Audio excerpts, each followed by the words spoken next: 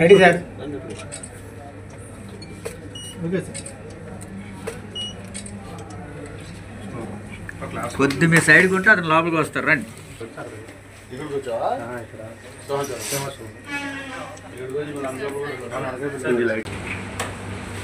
So ప్రిలిమినరీగా 2000 mammogram ఎవరైనా charge చేస్తే ఫ్రీగా చేస్తారు.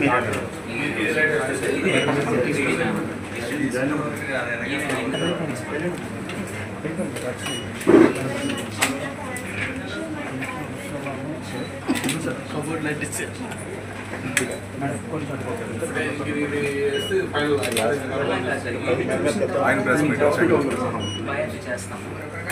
అక్కడ నుంచి చిన్న డౌట్ వస్తే బయాప్సీ చేస్తాం. బయాప్సీ వచ్చిన తర్వాత ఇన్ఫర్మేషన్ రాగానే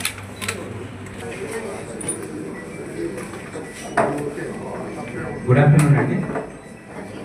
మా ఆహ్వానాన్ని ముఖ్యంగా వరల్డ్ క్యాన్సర్ డే అంటే ప్రపంచంలో అన్ని దేశాల్లో కూడా ఈ క్యాన్సర్ గురించి అవేర్నెస్ కోసం జరుపుకునే దినం అన్నమాట.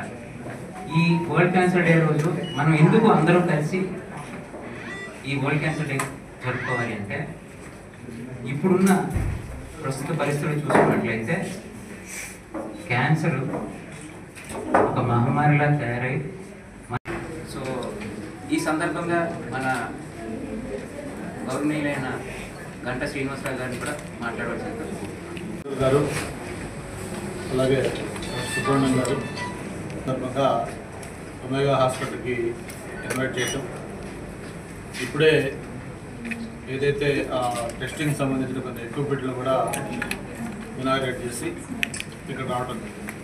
ఇప్పుడే డాక్టర్ గారు చెప్పారు క్యాన్సర్ యొక్క స్టేటస్ ఏంటి, ఇప్పుడు ఎలాగైతే అది దానికి బార్ లేదు, ఏజ్ కానీ, జెండర్ కానీ, లేకపోతే కాస్ట్ కానీ, లేకపోతే రిలీజియన్ కానీ, లేకపోతే డబ్బులు ఉన్నోళ్ళు పేదవాళ్ళు, ఇట్లా ఏది లేని అందరికి కూడా ఈరోజు దీని ఎఫెక్ట్న పడుతున్న పరిస్థితి వస్తాం. అయితే ఎందుకు అసలు వాళ్ళు క్యాన్సర్ డే ఇట్లా మనం చేసుకోవాలి, ఏంటి దీని మీద అవగాహన ఎందుకు పెంచుకోవాలని కూడా ఒకసారి ఆలోచిస్తే, మన జీవన విధానం ఏదైతే లైఫ్ స్టైల్ ఉందో ఆ లైఫ్ స్టైల్లో కొంచెం మనం దాన్ని ఆల్టర్ చేసుకుంటే దీన్ని ప్రివెంట్ చేయొచ్చు కొంతవరకు అనేది డాక్టర్స్, ఎక్స్పర్ట్స్ చెప్తున్న అభిప్రాయం.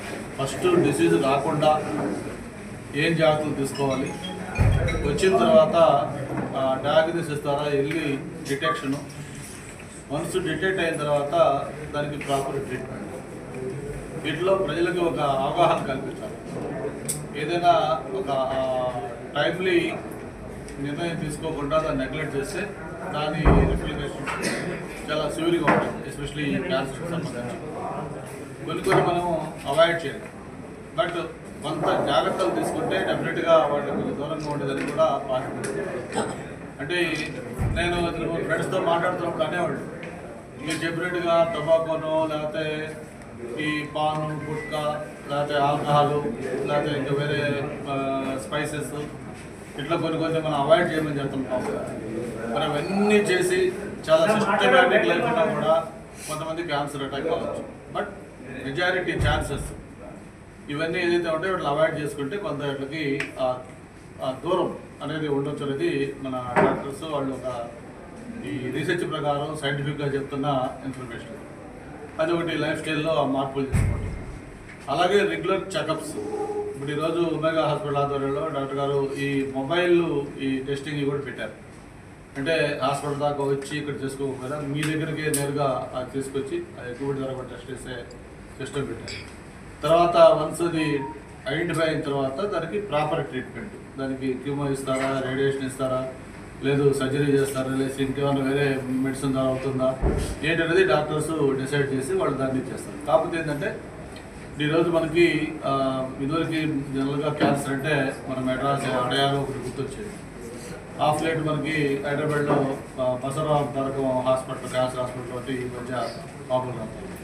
అట్లాగే వైజాగ్ అనేసరికి మనకి ఒమేగా కానీ, లేకపోతే మన టాటా మెమోరియల్ వాళ్ళు కానీ, లేకపోతే హెచ్సిజీ పెట్టిన వాళ్ళే కానీ, ఇట్లా రకరకాల హాస్పిటల్స్ ఉన్నాయి. ఇవి ఎన్ని ఉన్నా కూడా ఇంకా ఈరోజు క్యాన్సర్ దానికి సంబంధించి ఇంకా ఎక్కువ మందికి ఈ బారిన పడతా ఉన్నారు. దీన్ని మనం మెడికల్ ఫెసిలిటీస్ కూడా అందించలేకపోతాం అని చెప్పాలి. అయితే ఇక్కడ ఒక చిన్న ఉదాహరణ కూడా మీకు రీసెంట్గా ఒక ఓటీటీలో మూవీ కూడా వచ్చింది మంచిది.